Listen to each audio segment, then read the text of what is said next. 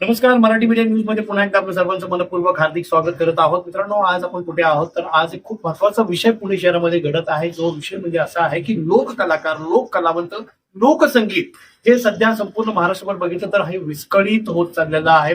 जिकडे तिकडे ह्या सगळ्या लोकांना एकत्रित करणं, त्यांना संघटित करणं, त्यांना एका प्लॅटफॉर्मवर आणणं आणि त्यांना योग्य ते मार्गदर्शन करणं ह्याचा पुढाकार पुण्यामध्ये घेतला जातो. आणि या पुढाकारामध्ये खूप महत्वाची मंडळी याच्यामध्ये सहभागी होणार आहे. आणि या सगळ्या पुढाकारामध्ये ज्या व्यक्तीने हा पुढाकार महत्वाचा घेतलेला आहे, ज्यांच्या माध्यमातून ही समरसता लोक कला संमेलन 2026 आपल्यासमोर पार पडत आहे, त्याचे आमच्या समोर जे महत्वाची व्यक्ती आहे ते म्हणजे धनंजय खुडे साहेब माझ्यासोबत आहे. मी त्यांना विनंती करतो की त्यांनी या संदर्भात थोडक्यात ही माहिती द्यायची. नमस्कार, माझं नाव धनंजय खुडे. आज महाराष्ट्र राज्य सांस्कृतिक मंत्रालय आणि समरसता साहित्य परिषद यांच्या संयुक्त विद्यमाने हा पहिल्यांदाच महाराष्ट्रातला उपक्रम आपल्या समोर येत आहे.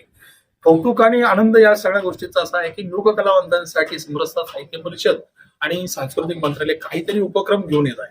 तर माझी सर्वांना विनंती आहे की या संमेलनाला आपण जशा प्रकारे नाट्य संमेलन, चित्रपट संमेलन, साहित्य संमेलनामध्ये पाहता त्याच स्वरूपाचं हे संमेलन असणार आहे. विविध विषयावरती चर्चासत्र, त्याचबरोबर स्वागताध्यक्ष देखील या ठिकाणी आहे, त्याचबरोबर संमेलनाध्यक्ष आणि विशेष मुलाखत की ज्यांना नुकताच पद्मश्री पुरस्काराने भारत सरकारने सन्मानित केलेलं आहे असे पद्मश्री रघुवीर खेडकर आणि प्रसिद्ध लोककलावंत नंदेजी उमप यांची प्रसिद्ध अशी मुलाखत देखील या ठिकाणी होणार आहे. या संपूर्ण संमेलनाचं उद्घाटन माननीय महाराष्ट्र राज्याचे माननीय मुख्यमंत्री देवेंद्रजी फडणवीस, त्याचबरोबर सांस्कृतिक कार्य मंत्री आशिषजी शेलार साहेब यांच्या हस्ते या संमेलनाचं उद्घाटन होणार आहे. मी आपल्या माध्यमातून सर्व महाराष्ट्रातील तमाम लोककलावंतांना विनंती करतो की आपण सर्वजण या आणि या संमेलनात भाग बनूया आणि आपल्या लोककलावंतांना महाराष्ट्रासमोर पुन्हा एकदा नव्याने उभं करूया. खरं तर मंडळी, या कार्यक्रमामध्ये अनेक दिग्गजांनी सहभाग घेतलेलाच आहे, परंतु ही संपूर्ण समरसता, हा संपूर्ण कार्यक्रम एका व्यक्तीच्या माध्यमातून होत नाही. त्याच्यामागे हजारो हात लागतात आणि ते सगळे हात म्हणजे ही संपूर्ण मंडळी आज आपल्या समोर पाहायला मिळतात की प्रत्येक जण आपापल्या क्षेत्रामध्ये आपापल्या योग्यतेने आपापले एक वेगळं पद त्यांचं आहे. सगळ्यात पहिल्यांदा मी सुनीलजीला विनंती करणार आहे, सर तुम्ही तुमचं इंट्रोडक्शन द्या आणि तुम्ही कुठली जबाबदारी याच्यामध्ये सांभाळताय. नमस्कार, मी सुनील खंडाळे.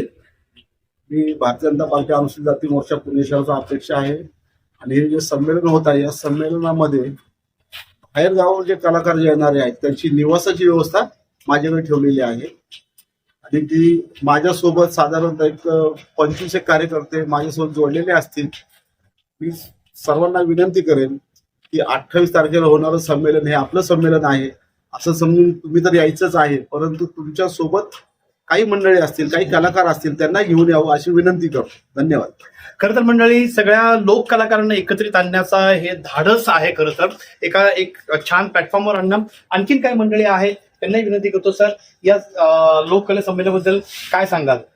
नमस्कार, मी विलास सांडगे समरसता गतिविधीचं काम करतो. माझ्याकडे पश्चिम महाराष्ट्र प्रांताचं काम आहे. गेल्या 3-4 दिवसांमध्ये कोल्हापूर, सोलापूर, पंढरपूर, नाशिक आणि बारामती असे 3-4 जिल्ह्यामध्ये प्रवास झाला. या प्रवासामध्ये आम्ही अनेक कलाकारांचं त्या ठिकाणी एकत्रीकरण केलं होतं. या कलाकारांनी येण्यासाठी आम्ही आमच्या समरसता गतिविधीच्या वतीनं सर्व कलाकारांना एकत्र येण्यासाठी, आणि कलाकार हा जो आयाम आहे, लोक अनेक पद्धतीने समरसता आणतात, परंतु समरसता साहित्य संमेलनाच्या कलाकारांचं साहित्य संमेलन याच्यामध्ये प्रामुख्याने याचा असा अंदाज आहे की यामध्ये अनेक कलाकार या ठिकाणी येतील. पण कलाकारांच्या माध्यमातून समाजामध्ये समरसता आणण्यासाठीचा जो मुख्य उद्देश आहे या साहित्य संमेलन नक्की होईल असं मला वाटतं. धन्यवाद. खरं तर मित्रांनो, लोककलेमध्ये ज्यांची PhD झालेली आहे, जे आता PhD करतायत आणि लोककलावंतांना मानधन योजनेमध्ये खूप महत्वाचं सहकार्य करतात, अशा पुण्यातील संपूर्ण महाराष्ट्रातील एक लोककलावंत म्हणून जे नाव त्यांचं प्रचलित आहे, रेश्माताई. मी तुम्हाला विनंती करतो की रेश्माताई काय सांगाल याच्याबद्दल? यामध्ये लोककलाकार संघटित नाही आणि त्यांची कुठेही नोंद नाही, आणि त्यांची नोंदणी करण्याचं काम आमचं समरसता लोककला संमेलन करतं. आणि या सगळ्या लोककलेला व्यासपीठ देण्याचा प्रयत्न आम्ही करतोय. खरं तर हजारो कलावंत या दिवशी या प्लॅटफॉर्मला येणार आहेत. आमचे मालुसकर सर आहेत. सर काय सांगा, तुम्ही याच्यातून कुठली जबाबदारी सांभाळताय? धन्यवाद. समरसता लोककला संमेलन पुण्यामध्ये पहिल्यांदा होत आहे, त्याबद्दल आम्ही जबाबदारी घेऊन या ठिकाणी महाराष्ट्राच्या तळागाळातून जे कलावंत येणार आहे त्यांची काळजी घेणार आहोत आणि त्यांच्या येण्या जाण्यापासून तर त्यांच्या इथल्या वास्तव्यापर्यंत जेवणा खाण्याची व्यवस्था सुद्धा या समरसता लोककला समितीच्या माध्यमातून होत आहे आणि जास्तीत जास्त लोककलावंतांचं कशी सोय चांगली होईल या पद्धतीने आम्ही नियोजन करत आहोत. धन्यवाद. खरं तर मंडळी एक खूप महत्वाची गोष्ट ह्याच्यामध्ये मला सांगायला आवडेल, कारण हे पहिलं संमेलन होते जे लोक कलाकारांचं संमेलन आहे, लोकसंगीताचं संमेलन आहे, लोकवाद्यांचं संमेलन आहे आणि ही पहिली महाराष्ट्रातील लोकवाद्यांची दिंडी आपण काढणार आहोत आणि ह्या दिंडीमध्ये संपूर्ण महाराष्ट्रातून हजारो कलावंत याच्यामध्ये सहभागी होणार आहे आणि त्याची बऱ्यापैकी जी जबाबदारी सांभाळली या समरसता लोककला संमेलनाचे सन्माननीय आमचे मित्र विकास माने, काय सांगायचं?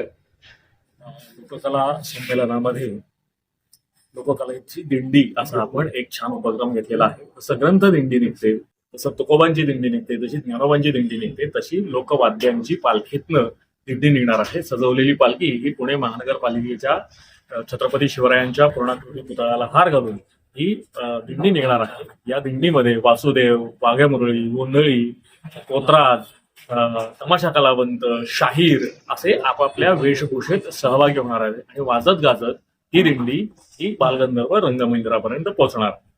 पाहिलं मित्रांनो, खरं तर हे एक वेगळं प्लॅटफॉर्म, एक वेगळा पहिलं संमेलन होत आहे. याच्यामध्ये जर तुम्ही लोककलावंत असाल, जर तुम्ही लोककलेशी निगडीत असाल, लोकसंगीताची निगडीत असाल तर हा प्लॅटफॉर्म पूर्णपणे तुमचा आहे, कारण थेट स्टेज पासून ते शासनापर्यंत तुमची हाक देणारा हे संमेलन होणार आहे. हे संमेलन येत्या 28 तारखेला महाराष्ट्राच्या बालगंधर्वमध्ये, पुण्यामध्ये बालगंधर्वमध्ये होणार आहे.